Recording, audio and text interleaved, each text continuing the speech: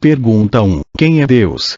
Deus é a consciência suprema que sempre existiu, é imaterial e está além da forma. Suas virtudes são perfeitas e infinitas e muitas delas nem eu mesma conheço e é inútil até mesmo para mim circunscrever o espaço que esta maravilhosa força domina. Nicture. Pergunta 2. Como podemos sentir Deus? Deus se manifesta no impulso para o bem, para o belo e para o harmonioso, e devido à pequenez das pessoas que habitam a Terra, ele fala através de seus emissários espirituais na intuição das pessoas. Sendo essa voz intuitiva mais baixa que a dos pensamentos comuns que ressoa nos recônditos da consciência. Aprenda a ouvir essa voz, silenciando por vezes o barulho caótico da vida. Cura.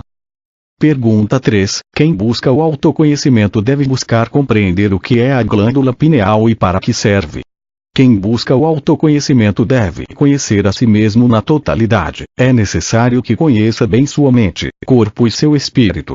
A glândula pineal, porém, além de ser um relógio biológico, também é a antena mediúnica, é a manifestação física da real possibilidade da comunicação conosco. Cura. Pergunta 4. Todo sofrimento que recebemos é por mérito. A grande maioria dos sofrimentos recebidos que chegam até as pessoas, são efeitos que são frutos de más escolhas, mas existem situações em que o sofrimento é uma oportunidade de testemunho, mas o caminho do amor e da instrução é sempre a melhor escolha, quando se é possível escolher. Nicture. Pergunta 5. Devemos receber sempre o sofrimento sem reclamar.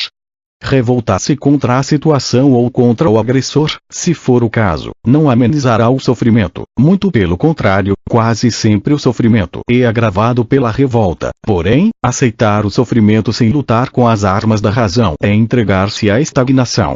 É necessário que os questionamentos de quem sofre se unam aos questionamentos de outros que sofrem dos mesmos males, e necessário que juntos exijam resposta incessantemente, até que sejam respondidas ou então, pela força do trabalho e da instrução, modificar situações. Nicture. Pergunta 6. Como expandimos a consciência?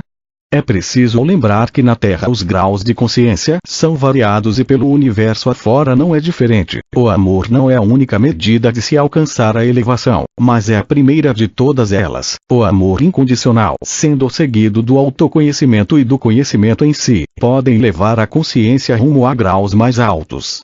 Porém, a meditação e o conhecimento da natureza espiritual também são importantes ferramentas, porque ascender na companhia de auxiliadores experientes é ainda mais rápido, embora as próprias experiências vividas pelo indivíduo em sociedade com encarnados, sem o conhecimento do espírito, também impulsionam até certo grau a expansão de consciência. Se não fosse assim, seria desnecessário a encarnação.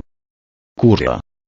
Pergunta 7. O que é o amor e como fazemos para amar dentro de seu ponto de vista?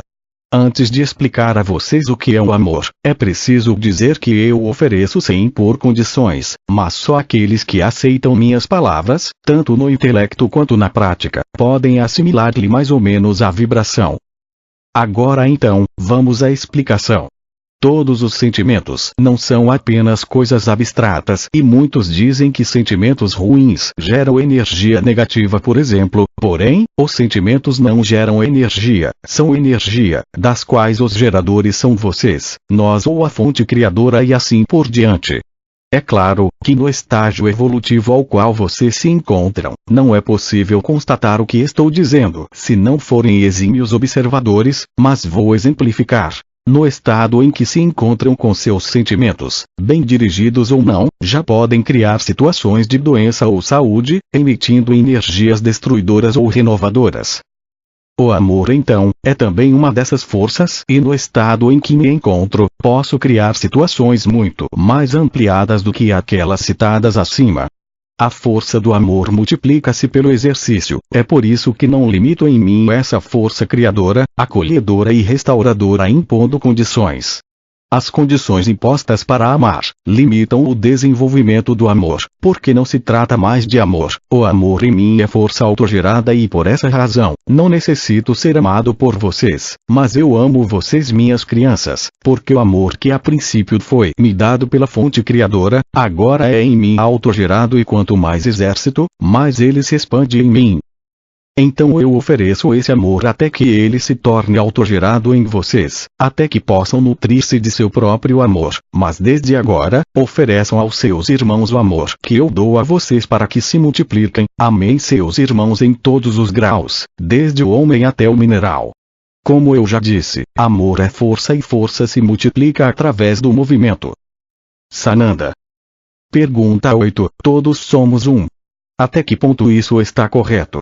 À medida que as pequenas centelhas de consciência apartam-se da fonte criadora, são indivíduos, ainda que não saibam e agora apartadas, precisam expandir-se em vibração para que possam retornar, mas não retornam para a fonte criadora como uma gota no oceano. Caso contrário, a consciência não teria razão de ser. Tal expansão de consciência se adquire conhecendo as leis dos universos através de experiências vividas em cada um deles.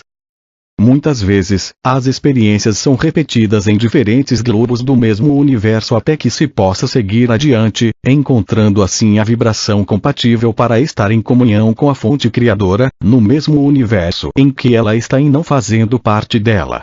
Tal comunhão permite que o ser já depurado a esse ponto, possa conviver ao lado do Criador.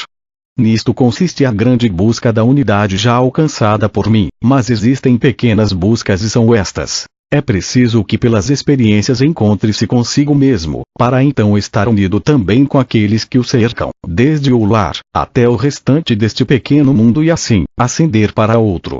A unidade então, não é ser o outro, é vibrar a energia do amor e dos demais sentimentos na mesma sintonia com o outro. Essa é a unidade entre os diversos, vista até mesmo na própria natureza que vocês são permitidos a contemplar. Sananda. Pergunta 9. Como vencemos o medo?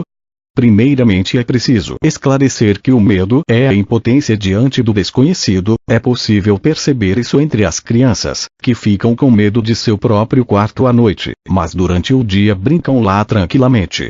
Junto com a impotência, também está a ignorância do assunto ao qual se teme e finalmente, a falta de humildade, porque se alguém é impotente ou ignorante diante de alguma situação, é preciso então, buscar a proteção de alguém mais forte e mais sábio, até que se adquira força e conhecimento para não temer. Andreina. Pergunta 10. Existem várias versões de mim existindo neste momento.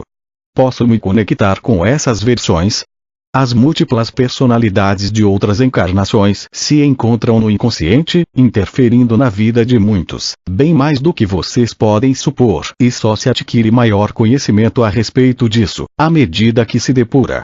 Já vou adiantando que é imposto por guardiões, que são as leis universais, a que os encarnados não conheçam todo o inconsciente, apenas parte dele, porque os encarnados não estão preparados para essa desnecessária revelação. Algumas pessoas, porém, através da hipnose ou da autoregressão, conseguem acessar uma pequena parcela dos registros de vidas anteriores, mas muitas vezes, as personalidades são confundidas com entidades perturbadoras, no caso da autopossessão, como também a confusão inversa acontece.